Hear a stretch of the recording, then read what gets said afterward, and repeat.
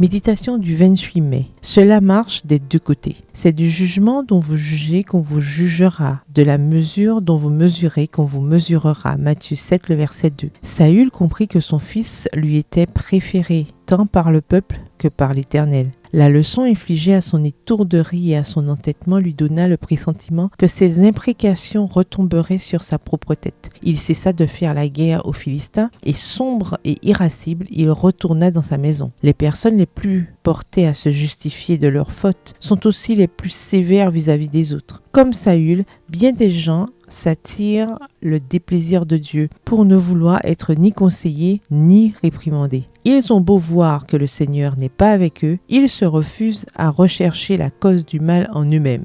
Esprit orgueilleux et fanfaron, ils se permettent de juger cruellement et de condamner sans merci des gens qui sont meilleurs qu'eux. Ceux qui veulent s'élever aux yeux de leurs semblables sont souvent placés dans des situations où leur vrai caractère est découvert. Il en fut ainsi de Saül. Sa conduite prouva que l'autorité et les honneurs lui étaient plus chers que la justice et la miséricorde. Les Israélites purent alors reconnaître l'erreur qu'ils avaient commise en rejetant le gouvernement que Dieu leur avait donné. Ils avaient échangé un pieux prophète dont les prières imploraient sur eux les bénédictions du ciel contre un roi qui, dans son zèle aveugle, demandait à Dieu de frapper son peuple de ses malédictions. Si les guerriers d'Israël n'étaient intervenus pour sauver la vie de Jonathan, leur libérateur aurait péri par la volonté de son propre père. De quelles appréhensions les Hébreux ne doivent-ils pas avoir été remplis quand ils se virent plus tard à la merci des caprices de Saül?